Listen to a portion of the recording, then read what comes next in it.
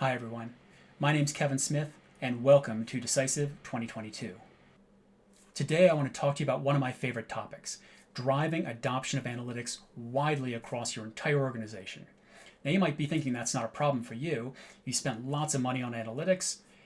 Of course everybody's using them, but we find that that's not always the case. I'm going to show you a little bit later exactly how bad the problem really is across the industry. But don't worry, we're going to fix it. I'm going to give you 3 keys, 3 tips to making sure that everybody uses your analytics and you drive your adoption rate through the roof. Throughout my career, I've worked at about a half dozen different analytic companies, all sizes, all types of products. I've also been a buyer of analytics, so I'm familiar with the process that people go through when they're evaluating different solutions. I've worked with engineering teams and I've built our own homegrown analytics, and I've been a user of analytics. Today, I run product marketing in a company called Toucan. We're a little bit different. We do something called guided analytics that helps people make sense of analytics through a process of guiding them to getting results. And as we've been building our analytics solution, we've noticed this really, I'd like to call it interesting, but it's really more of a disturbing trend out there. And it's this. When you look at some of the results, some of the data out there, there's huge spending. Analytics is on fire. Back in 2019, $190 billion was spent on analytics, and it's projected that in this year, 2022, it's going to be $274 billion. That's an enormous amount of money. So you might look at that and go, wow, I mean, for that much money, people must be getting tremendous results. This must have revolutionized everything, and all problems are solved through the use of data, right? No, that is actually not what's going on. When you look at the other data, when you ask people, are you getting value from your analytics? And here was a Harvard Business Review study where they asked executives, are you using data successfully at your company? Only 24% said yes. We are using data successfully to drive results in our company. 274 billion spent and only 24% are using data successfully? That's strange. That's not a good thing. Let's take a look at another survey, this one from New Vantage. They asked executives, is the adoption of analytics a challenge at your company? That number is not going down. It's still at 73, 74%. That's a huge number.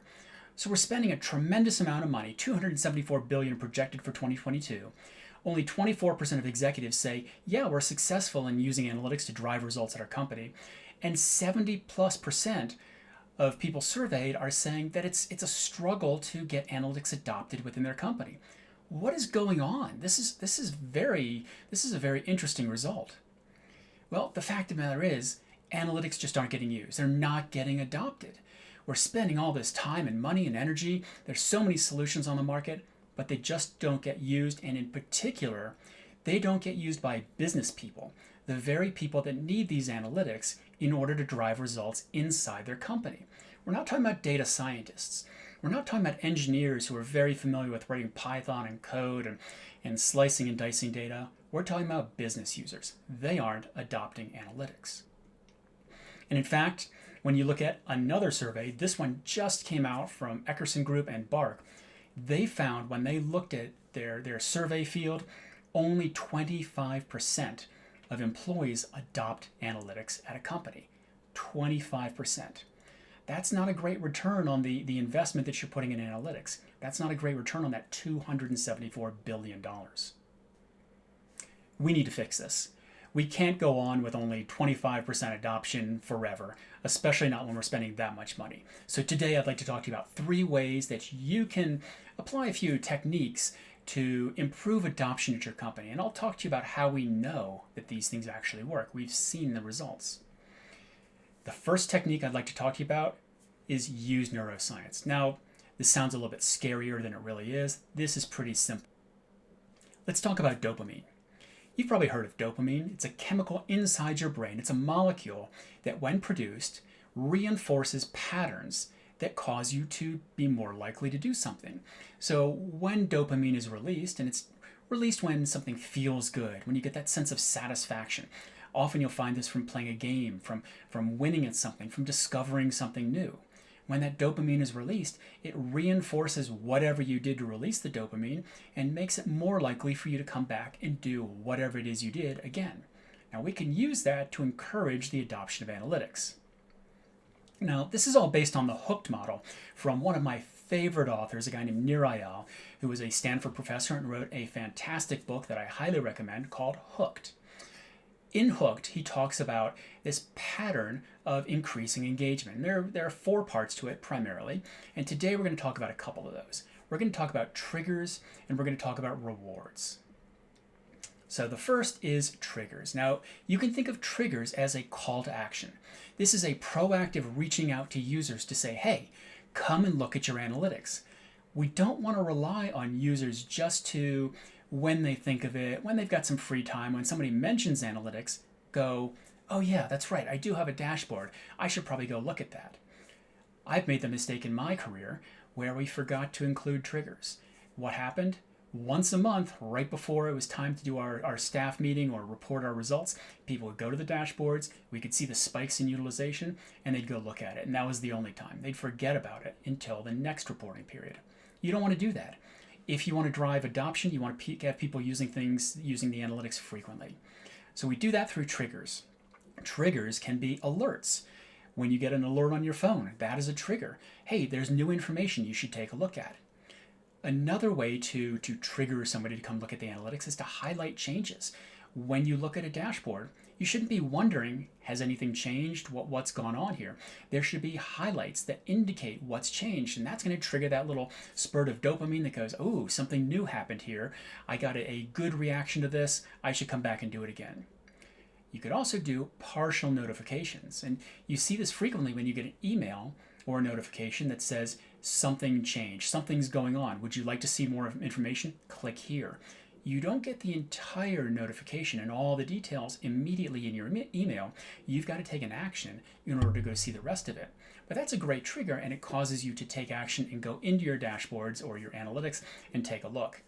And then the final way that I like to encourage users to come and use analytics is to simply embed those analytics, right where they live. So if people are working all day in a CRM, or maybe you've got an inventory system, maybe you've got an order form right on the left-hand side of your screen, embed analytics on the right-hand side of your screen. Now there's very little friction for them to go and use the analytics because they're right there. And when they look across their screen and they see the analytics, they see a spike up or a spike down or a trend that looks interesting, that's going to trigger them to come and pay more attention and to drill in more deeply as well. So these are some great ways to trigger users, to call them to action to use your analytics. Now, if you trigger users to come and look at the dashboards, to look at the analytics, but they don't get any benefit when they see the analytics, you're not going to get the dopamine that you want that's going to create that pattern, reinforcing and incenting them to come back again. So you need to create great rewards. There are a couple of ways to do this. The first is play on fear of missing out. Use FOMO. Make sure that people feel like, hey, if I don't come look at this dashboard, if I don't come see what's going on with the analytics, I'm missing out. All my peers know things, but I don't. Frequent updates are another great way to do this. Make sure that the data is updated constantly. The last thing you want to do is have somebody come, look at the analytics and go, well, this is the same data I saw 2 weeks ago or a month ago. That does not encourage, does not reinforce people coming back. It doesn't trigger that release of dopamine.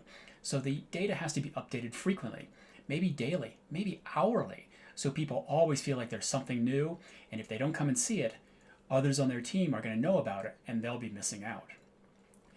Have users respond to comments.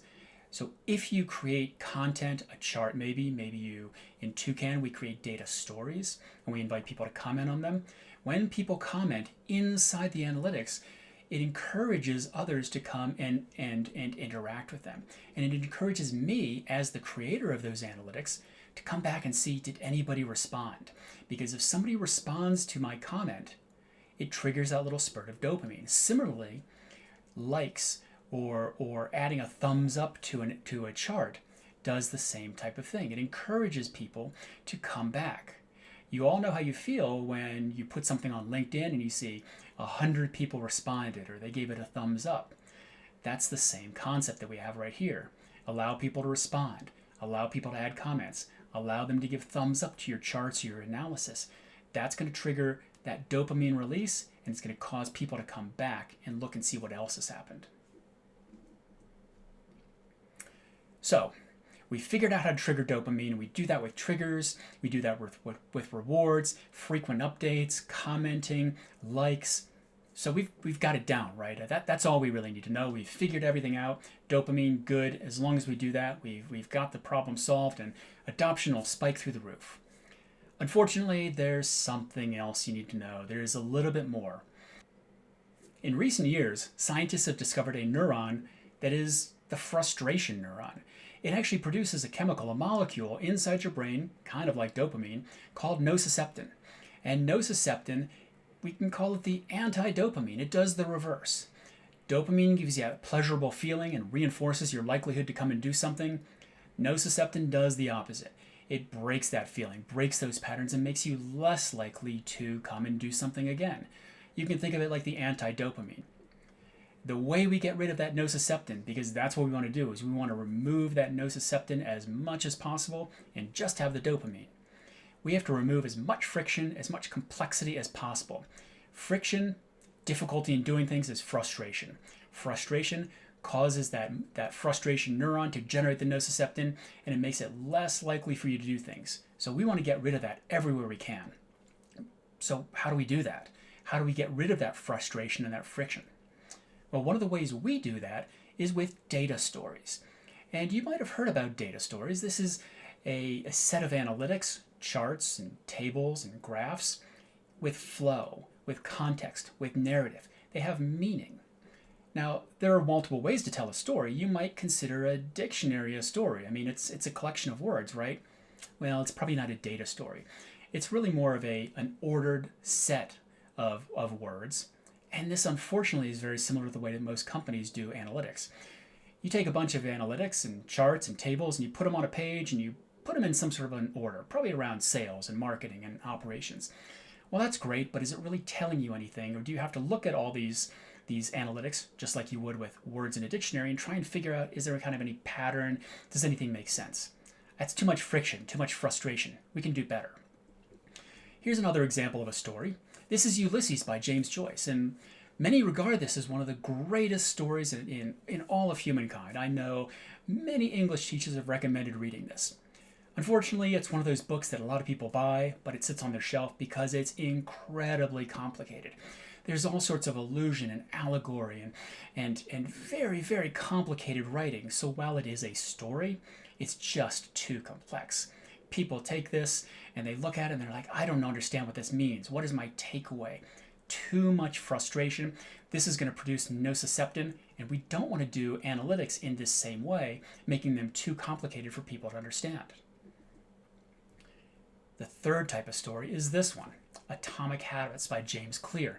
Now, this book has spent many, many weeks on the New York Times bestseller list, and I've heard people talk about how this has changed their life.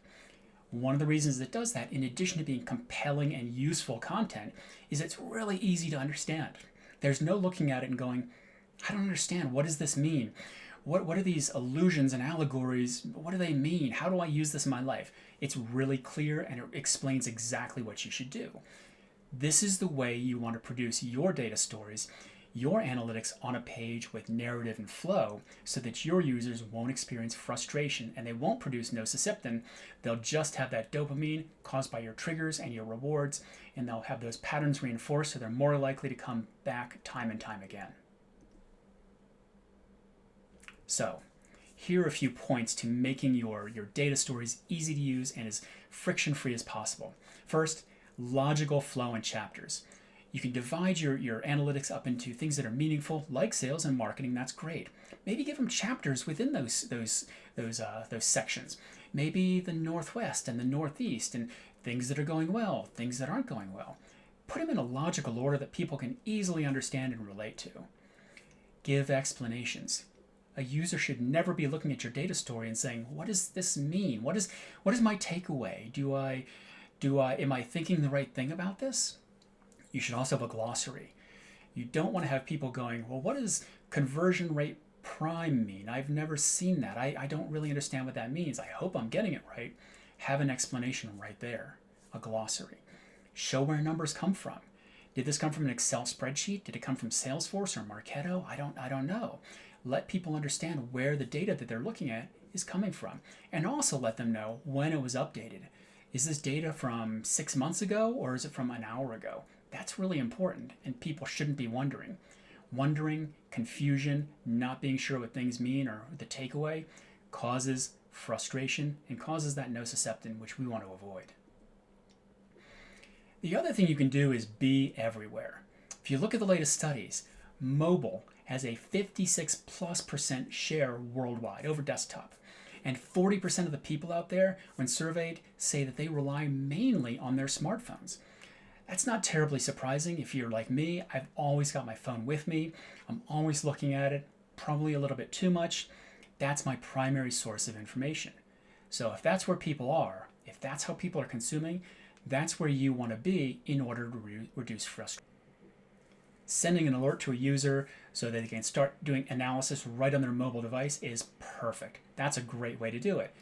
But only if they can actually read the notification, read the analytics that you've given them. I personally hate it when I get a notification. I look at whatever it is, an email or a text of some sort, and I can't read it. It's just too small.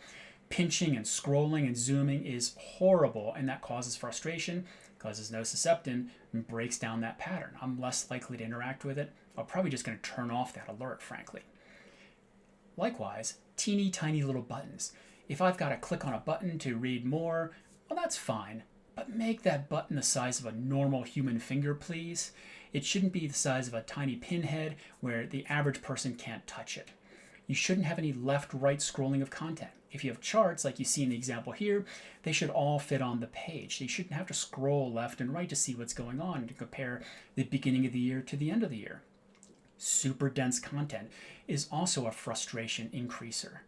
If there's too much information on the page, that's just a recipe for disaster. When you look at surveys, they show that the more complicated the task, the more likely somebody is likely to prefer using their desktop. So data scientists, data engineers, data analysts like desktop. They're doing detailed drilling into data, trying to understand what's going on. The business user is on the go, running from their car to her next meeting perhaps, wants to see what the numbers are for marketing before she arrives at that meeting. They don't want to go in and do pivot tables. They don't want to see super dense content. They just want to know what the numbers are quickly. So make the text big, make the buttons easy, no left-right scrolling, and give them just what they need. And finally, give them the context, just like you would with the desktop. When did this occur? When did this happen? Where did it come from? Is my data 3 days old, or 3 months old, or 3 years old? That's critical.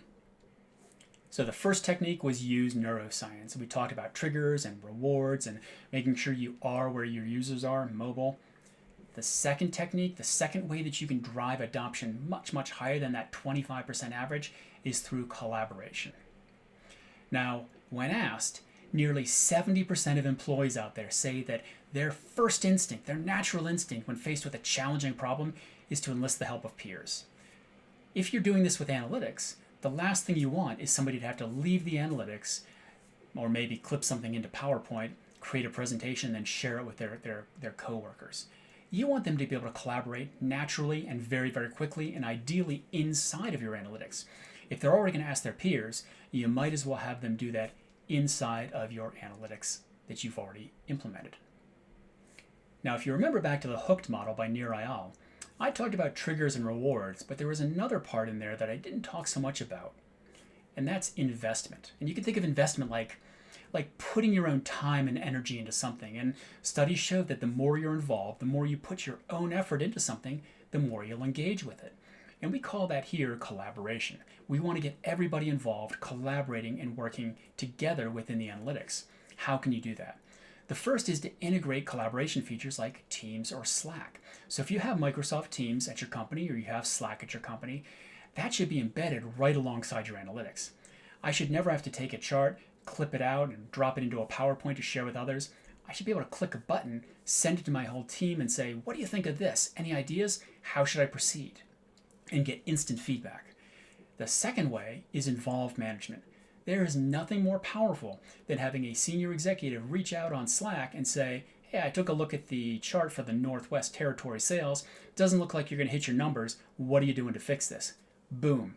That focuses the mind. That's instant engagement right there. So encourage management to use Slack or Teams, whatever collaboration tool you have, to interact with everybody and ask questions. Encourage and make it very easy for users to add content like explanations.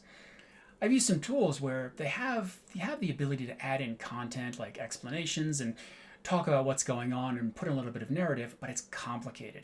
You have to be able to write a little code, or maybe you have to be an administrator and get into the guts of the application. Don't do that. Make it easy. Make it so anybody who has permissions can go in there and say, here's what's going on. I've done analysis here and I figured out the root cause. That's a great way to encourage collaboration. And then make it easy to annotate charts and graphs. There's nothing more powerful than being able to take a chart, circle a point on there, type something in or write across the page, check this out, drop it again into Slack or Teams, and then share with your team. Those are great ways to encourage collaboration. And since 70% of the people out there are going to turn to their peers, it's a great way to work with that and involve that natural instinct to get others involved without having to leave your analytics and drive adoption higher. The third technique to encourage adoption at your company for your analytics is to burn the old ship. Burn the old ship. What does that mean? Well, there's a story about Alexander the Great. And upon landing in Persia in 334 BCE, he burned his ships. Why would you burn your ships? Don't you need them to get home? Well, that's exactly the point. He wanted to drive forward. They weren't going home. So what he did as a symbol is he had his generals burn all the ships, and he turned to his army and he said, the only way forward is that way. We're going ahead. We're not going back. There is no other option.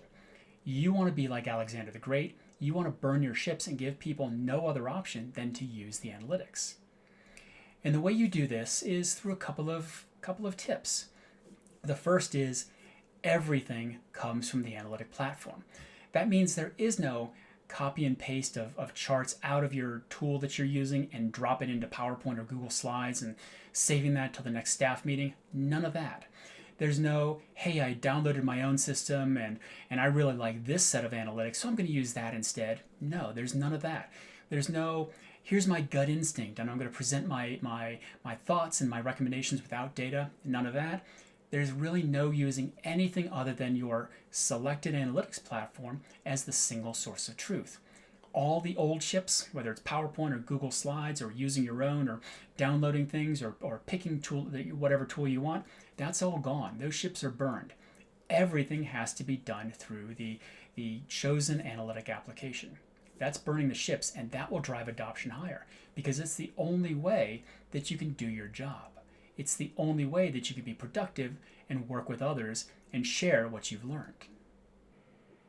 So to recap, we're spending $274 billion as an industry on analytics. That's a lot of money. At the same time, that Eckerson-Bark survey shows that only 25% of people are adopting analytics. 75% of executives are saying that analytics is a challenge. It's a challenge to get it into the hands of all their people, and as a result, only 24% of them are actually using analytics to drive decision making. We need to change that. We need to get that adoption number way, way up.